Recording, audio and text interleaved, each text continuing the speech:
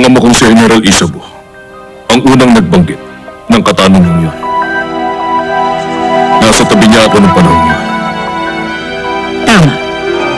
Yun ang kalooban ni Haring Chichong bago pumanaw. At nakalimutan na ng karamihan.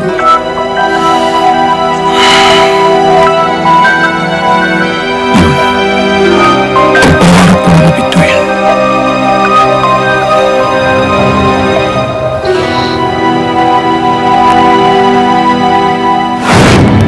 Ang huling habilin na iniwan sa akin noon ni Haring Bopong, ipagpatuloy ang pangarap ng mga bituin.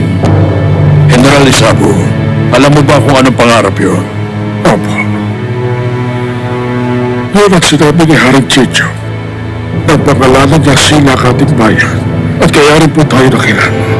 Alam ko yun, General. Kung gano'n nasa pangalan ng sila yun, nakapaloob sa sila ang kahulugan ng pangarap ng mga bituin. Tamang sinabi niyo, kabahalan. Subalit, ang ganang pangarap ay may katuparan. Kabahalan, maaari po yung matupad. Basta tiyakin niyo lamang po na may papamana ang kalooban ni Haring Chichong sa inyong mga ina po. Tuparin ang pangarap ng mga bituin. Pero kakabahalan.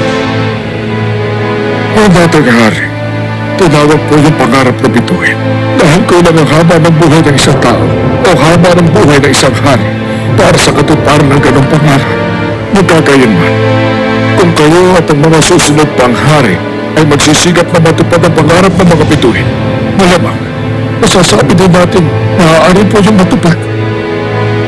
Sangayon ako sa iyong sinabi. Paano kung may pamamana yun sa ibang hari ang ating kasaysayan? Ipatala niyo po na maayos. Ipatala na maayos? Pagutusin niyo po si General Gojipo. Kapag maayos ang pagtatala sa kasaysayan ng sila, may ipapamana niyo na po ang kalooban niyo sa lahat ng inyong mga ina po. Tama yun, kabahalan. Kailangan may suot na maayos ang ating kasaysayan.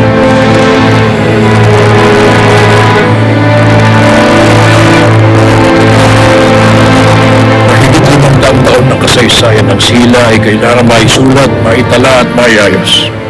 Nais kong maiwan pamana sa mga susunod na hari ang maiipon yung kasaysayan. Sa inyong gagawin, magpapatuloy ang pangarap ng mga bituin ng mga dating hari. Makikilala ang gagawin niyo bilang pambansang kasaysayan. Opo, kabahalan.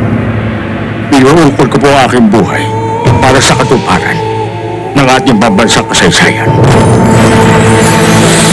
Magaling.